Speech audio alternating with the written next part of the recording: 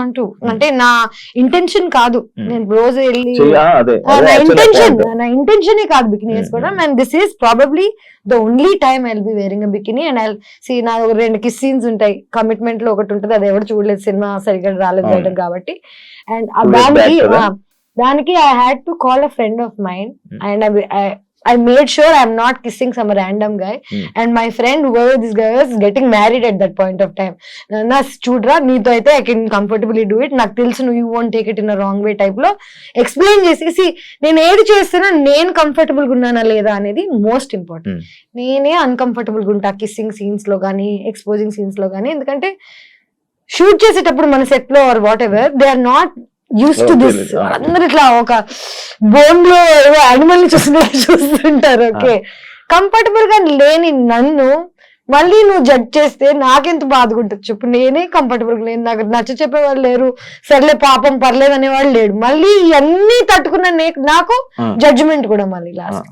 Direct గా ఉంటుందా ఇవన్నీ డైరెక్ట్ గా ఉంటుందా అంటే ఫస్ట్ ఒక 10 days నుంచి ప్రిపేర్ చేస్తారు. ఓకే, నేను ఇప్పుడు నీకు షేక్ హ్యాండ్ ఇస్తున్నాను, ఓకే 10 times ఇస్తాను, 5 times ఇస్తాను, దాని తర్వాత you want it's just see ఇది ఇది ఇది. And I tell you what, చూసే వాళ్ళకి పాపం కష్టంగా ఉంటదేమో చూడడం, బికాజ్ అందరికి కిస్సింగ్ అన్నా లేకపోతే నేకెడ్ న్యూడిటీ అన్నా ఇట్స్ వెరీ, మనకేంటో తెలియదు. నాకు ఐ డోంట్ అండర్స్టాండ్ దిస్.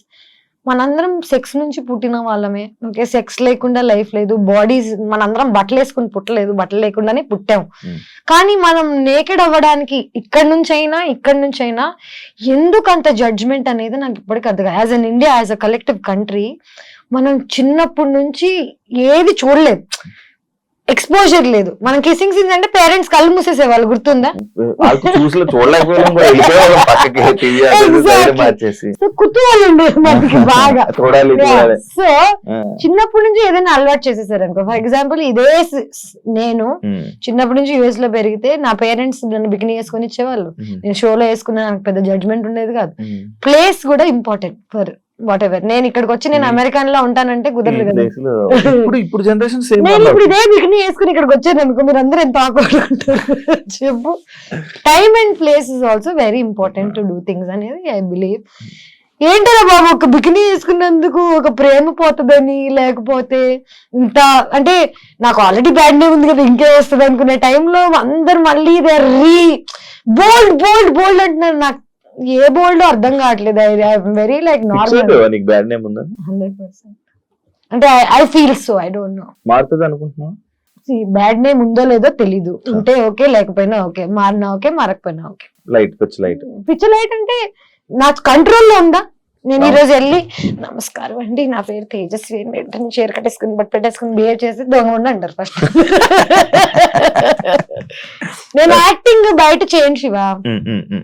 2017 లో తేజు 2017 అంటే బిగ్ బాస్ స్టెప్ తీసుకోవడమే చాలా తప్పు. దాని తర్వాతే సినిమా ఆఫర్స్ అన్ని ఆగిపోవడం కానీ, తన కెరీర్ కు ఒక లాంగ్ గ్యాప్ రావడానికి రీజన్ అదే అని అంటే యాక్సెప్ట్ చేస్తావా? నేను కెరీర్ కి బాగా గ్యాప్ రావడానికి కారణం బిగ్ బాస్ నుంచి నాకు వచ్చిన ప్రెషర్. నేను సినిమాలు ఆఫర్స్ రాకపోవడం కాదు, నేనే అందరికి ఫోన్ చేసి నేను సినిమాలు మానేసా, నేను ఇంకా యాక్టింగ్ చేయను, నేను ఇలాంటి కథలన్నీ పడ్డాను. First of all Bigg Boss అయిన వెంటనే already bad name or whatever that ఉన్న టైంలో 2 years I didn't work. Bigg Boss నుంచి వచ్చిన డబ్బులతో సర్వైవ్ అయ్యాను. తప్పది, తప్పు ఫర్ వాట్, నాట్ బికాస్ జనాల గురించి అలాగా, కానీ నా మెంటల్ స్టేట్ అనేది ఎవరికి అర్థం కాదా అనేది నా ఒక ఏంటంటే, అమ్మాయిగా సర్వైవ్ అయ్యి ఇక్కడికి వచ్చి బిగ్ బాస్ లో అన్ని మాటలు పడి బయటకు వచ్చేసిన తర్వాత ఇమ్మీడియట్ గా నేను అన్ని మర్చిపోయి వేరే సినిమాలు చేసేసి నార్మల్ అయిపోతున్నాను ఎలా అనుకుంటారు. Bigg Boss is a heavy psychological experience. Support ఉండాలి మనకి లైఫ్ లో, బయటకు వచ్చి ఇలాంటివి తట్టుకోవాలంటే. నువ్వు ఒక్కసారి వెళ్ళవా ఇప్పటికి? ఎలాగుండింది నీకు? మరి అలాంటిది బయటకు వచ్చేసరికి నేను ప్రేమిస్తున్న అబ్బాయి అన్ని మొత్తం పెంట్ అయిపోయి, I was going to get married, marriage cancel అయిపోయి, ఇండియా నుంచి బయటకు వెళ్ళిపోయి ఏమైపోయిందంటే ఇదే నేనేం చేయను నాకు బా అనే టైప్ లో వెళ్ళిపోయాను. ఓకే వద్దు నేను వెళ్ళిపోతాను అనే టైప్ లో వెళ్ళాను. That was probably my peak situation. And ఆ పీక్ నేను యూజ్ చేసుకోలేదని అందరు అనుకుంటారు, but maybe there is another peak. మొన్న ఒక డైలాగ్ చెప్పారు, విడ్డవలేదా, పిచ్ పీక్స్ అని పోయి పిచ్ పూక్స్.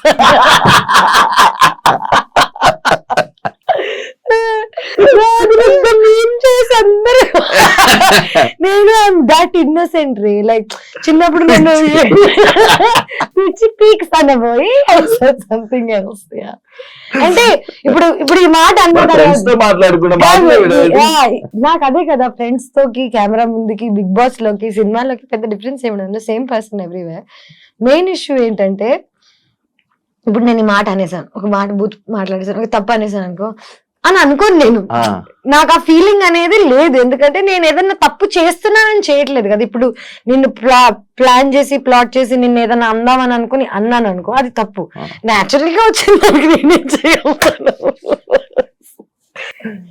కాంట్రవర్సీలు ఇవన్నీ మనకు అలవాటే. కాంట్రవర్సీ అది any publicity is publicity. Okay, people are good or bad, bad stays longer. Let me tell you this, I studied journalism, I know what is what.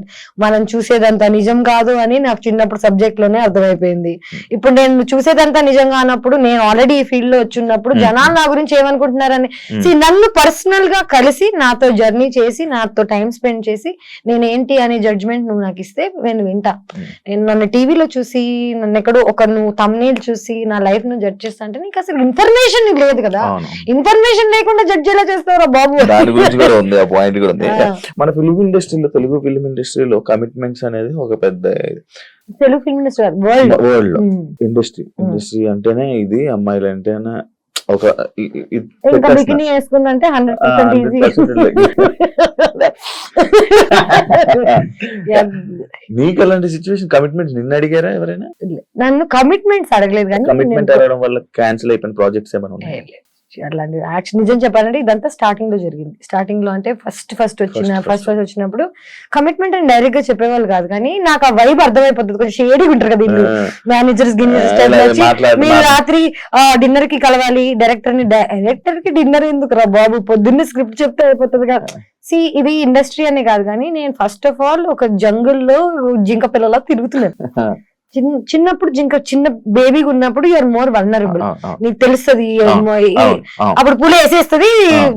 ఇప్పుడు ఏంటంటే జనాలు నా నెగటివిటీ అని అనుకుంటున్నారు, కానీ నా నోరే నన్ను కాపాడింది ఇప్పుడు దాకా. లిటరలీ ఇప్పుడు ఎవరైనా నన్ను కమిట్మెంట్ అడగాలంటే చుచ్చిపోసుకోవాలి. సో నన్ను నేను ప్రొటెక్ట్ చేసుకోవడానికి I think I got this personality. Commitments అనేవి ఇక్కడే కాదు, వరల్డ్ లో ఎక్కడికి వెళ్ళినా ఎవడో ఒకటి నీ దగ్గర నుంచి ఏదో ఒకటి కొట్టేద్దాం అనుకుంటాడు. డబ్బులైనా, నీ ఆస్తి అయినా, నీ ఒళ్ళైనా నిన్ను నువ్వు కాపాడుకోవడం నీ రెస్పాన్సిబిలిటీ తప్ప ఇంకెవరిది కాదు. యాక్చువల్లీ నువ్వు ఇందాక అన్న పాయింట్ నాకు ఒక క్వశ్చన్ ఉంది, అడుగు. కమిట్మెంట్స్ ఇంతకీ నిన్న ఎవరైనా కమిట్మెంట్ అడిగారా శివ? అడిగితే బాగుంది, వెళ్ళిపోయింది.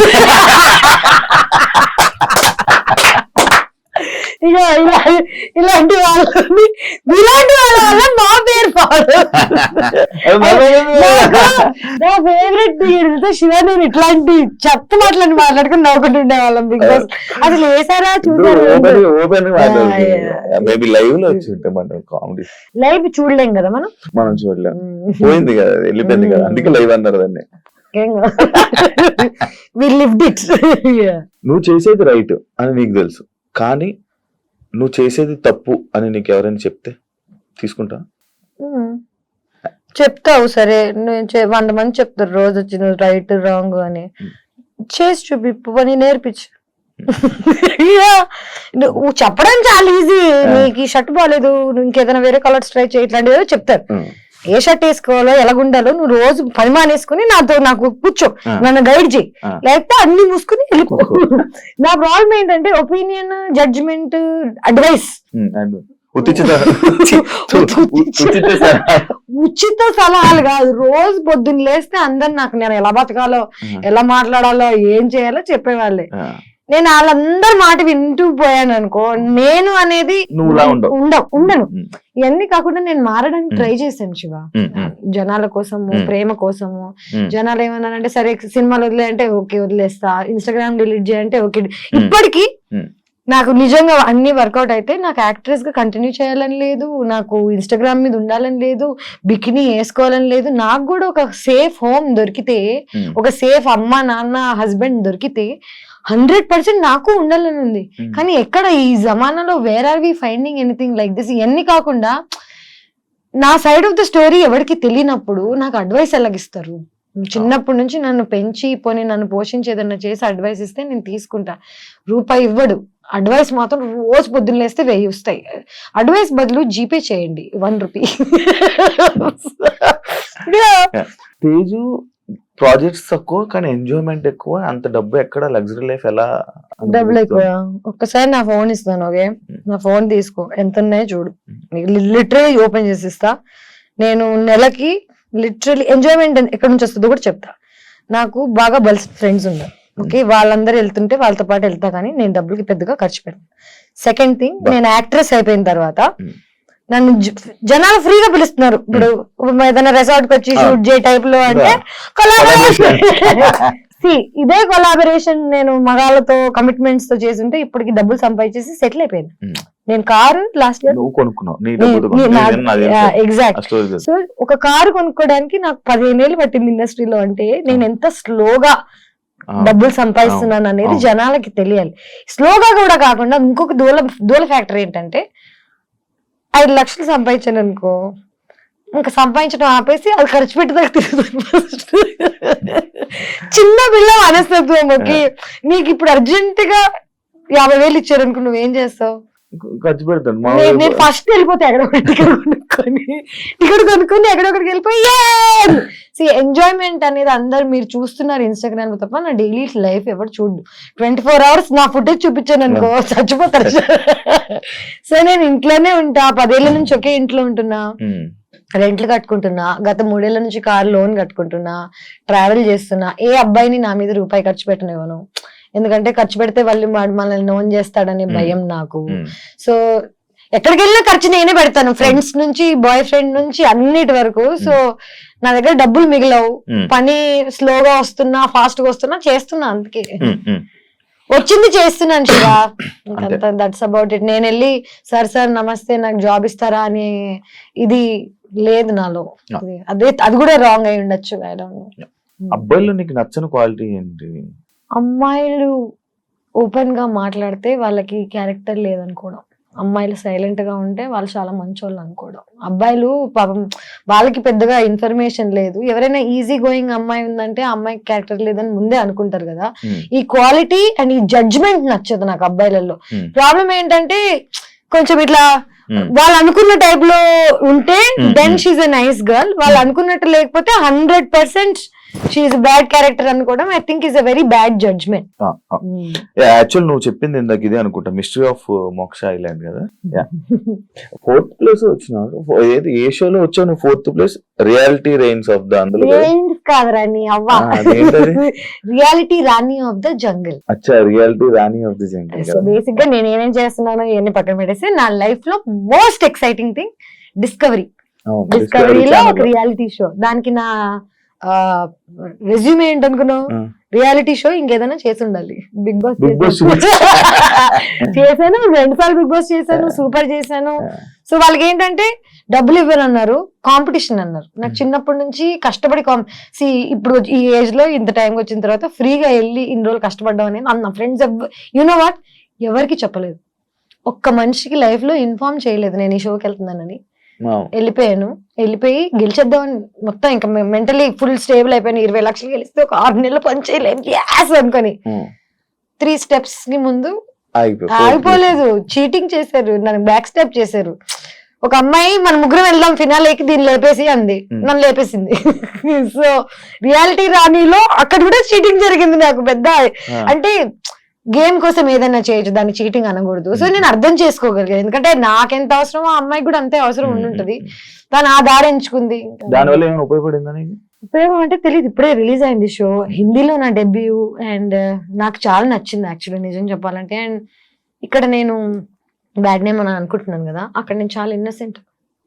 అక్కడ అమ్మాయిలు ఒక్కొక్కడు ఎలా కొట్టాడు చూడు, అందరు అమ్మ అంటే నన్ను వాళ్ళ మధ్యలో నన్ను నేను చూసుకుంటే కానీ నాకు అర్థం కాలేదు that oh shit I'm actually very innocent అని. వాళ్ళందరూ బూతులు గీతులు తిట్లు బట్లు. అంటే north Indian girls are so much ahead in life. With their mind, with their open. బాంబేలో ఉన్న వాళ్ళు వాట్ ఎవర్ ప్రోగ్రెసివ్ ఉంటారు అనమాట. అక్కడికి వెళ్ళి నేను ఇన్నోసెంట్ అయిపోయాను. నేను అనుకున్నా అరే అక్కడ నేనే పెద్ద చేపని, ఇక్కడ చిన్న. కాదు అది ఇక్కడ తీసుకురావాలని ఆలోచన వచ్చిందా నీకు?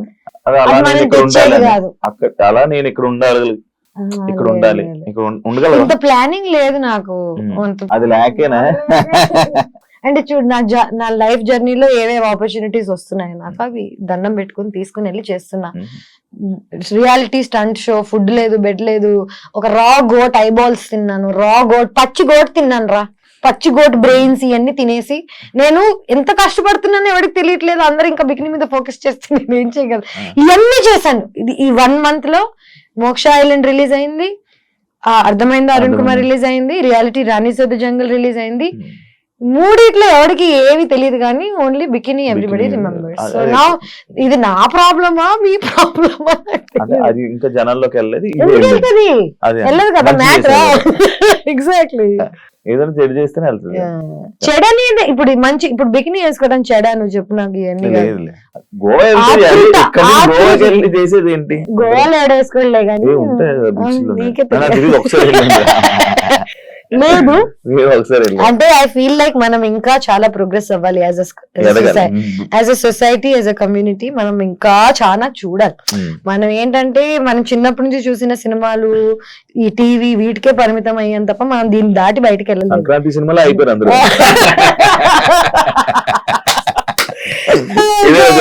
సంక్రాంతి రోజు రాత్రి ఐస్ క్రీమ్ కూడా తింటారు తెలుసు జాతరలోనే. అంటే నాకు I mean an age where right and wrong ఇవన్నీ కలిసిపోయాయి. మీరు నువ్వేమనుకుంటావు నీ ఇష్టం అనుకో, నాకేం పోతుంది చెప్పు నువ్వేమనుకుంటే. ముందేంటంటే నీ ఒపీనియన్ అందరి ఒపీనియన్ నాకు చాలా మ్యాటర్ అయ్యేది.